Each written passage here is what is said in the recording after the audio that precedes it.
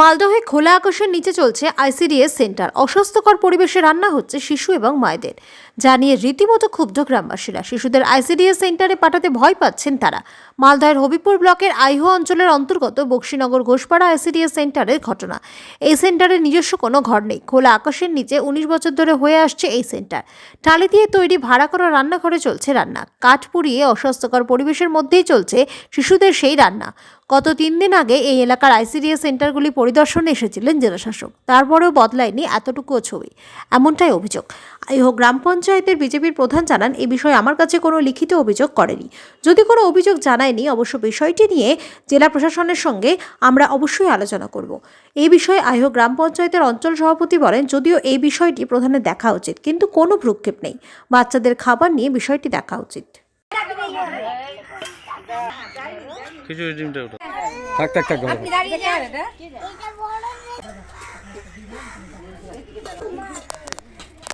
এটা হ্যাঁ সবার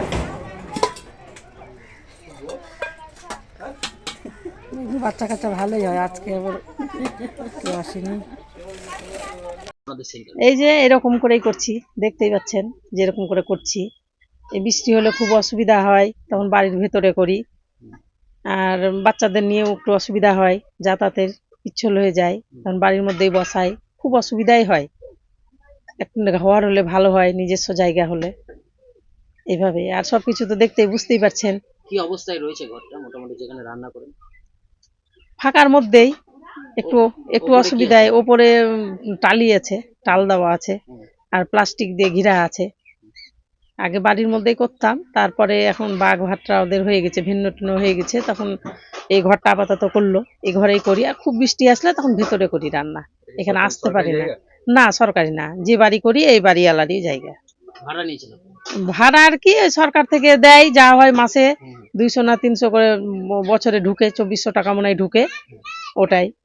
এইরকম পরিস্থিতিতে রান্না করছেন, শিশুরা তো অসুস্থ হতে পারে, খাবার কি করব বলেন, কিছু তো করার নাই। পরিষ্কার করে করতে হয় সবসময়, ঝাঁঝাটা দিয়ে পরিষ্কার পরিচ্ছন্ন ভাবেই থাকে। বাড়ি তো ও রান্না করে, ও দিদি পরিষ্কার করেই করতে হয়। মানে দিদি তো রান্না করে, এটা রান্নাঘরই, এটা এইভাবেই করতে হয়। আপনার নাম? দেবযানী মণ্ডল, ব্যাকেটের দাস। কি করেন এখন? আমি সহায়িকা, আমার রান্না করাই কাজ। আজকে যেমন ডিম হাফ করে ডিম আর খিচুড়ি, আর সোমবারের দিন ভাত করি, আর গোটা গোটা ডিম থাকে সেদিন। শ্রীনগরে একটা আইসিডিএস সেন্টার রয়েছে, সেটার একেবারে খোলা আকাশের নিচে হচ্ছে অস্বাস্থ্যকর পরিবেশ, শিশুরা তো অসুস্থ হতে পারে। এই বিষয়ে আপনি জানেন বা অভিযোগ পেয়েছেন? না, এই বিষয়ে আমি কোনো অভিযোগ বা কোনো লিখিত কোনো কিছুই আমি জানি না। আজ থেকে আমি মানে 2013-তে আমি মেম্বার ছিলাম, 13 থেকে আবার 18-তে আমি এসে উপপ্রধান হয়েছি, এবার বর্তমানে আমি প্রধান আছি। কিন্তু আমার কাছে এখন অবধি কোনো অভিযোগ বলে কোনো কিছু আমার কাছে আসেনি যে খোলা আকাশের নিচে বাচ্চাদের মানে পড়াচ্ছে বা রান্না করে খাওয়াচ্ছে, পড়াশোনা করাচ্ছে, এই অভিযোগটা আমার কাছে এখন অবধি আসেনি। আমি না জেনে আমি কি বলবো। ব্যবস্থা নিব, তার সেটা তো অবশ্যই নিতে হবে। তার জন্য তো বিডিও সাহেব আছে বা সুপারভাইজার যে আছে, যে ম্যাডাম, সে ম্যাডামও তো নিতে পারে। তো তারাও তো আমাকে মানে এক কথায় হলো না জানালে আমি কি করে বলবো। এটা মেম্বার হোক, প্রধান হোক, কেউ তো মানে ইয়ে করবে। আর এখানে সব চাইতে হচ্ছে ম্যাডাম আইসিডিএস এর আর সুপারভাইজার, তাদের সম্পূর্ণ গাফিলতি বলবো আমি তাদের। তৃণমূলের রাজ্য সরকার, তৃণমূলের প্রশাসন, সেখানে দাঁড়িয়ে এই আইসিডিএস সেন্টারের এই অবস্থা, এটাকে কিভাবে দেখছেন? আমি সম্পূর্ণ হয়তো বলছি যে ম্যাডাম হেল্পারদের বিষয় আসছে, ঠিক আছে। আমি হচ্ছি বাসনা, আমার নাম হচ্ছে বাসনা মণ্ডল, আমি আইহো অঞ্চলের প্রধান। কোন বলেন? বিজেপি। আপনাদের আইসিডিএস সেন্টারটার কি অবস্থা?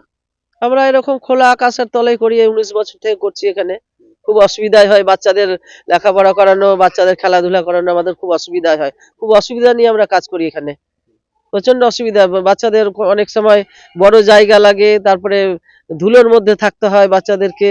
আবার একটু বেশি জায়গা হলে বাচ্চারা খেলাধুলাও করতে পারে। যেখানে রান্না করেন অস্বাস্থ্যকর পরিবেশ? হ্যাঁ, যেখানে রান্না করি সেখানে ছোট্ট ঘরের মধ্যে আরো অসুবিধা হয়, ধোঁয়া টুয়ো লাগে সব। হ্যাঁ, খোলা ঢাকা ঢুকি ঢাকা জায়গাতে রান্না করতে হয়, খোলা জায়গাতে রান্না করতে হয়। বলছিলাম এই অস্বাস্থ্যকর পরিবেশের মধ্যে মায়েরা অস্বাস্থ্যকর শিশু- পরিবেশের মধ্যে শিশুদেরকে পাঠাচ্ছে মায়েরা, মানে ওর একটা তো আতঙ্ক থাকে শিশুরা। একটা আতঙ্ক তো আছেই, মায়েরা ভয় ভয় খায় তো পাঠাতে, মায়েরা অল্প জায়গার মধ্যে পাঠাতে ভয়ও খায়, বাচ্চাদের খোলামেলা জায়গা না হলে ভয় খায় খুবই। আপনাদের এই সমস্যার কথা জানাননি?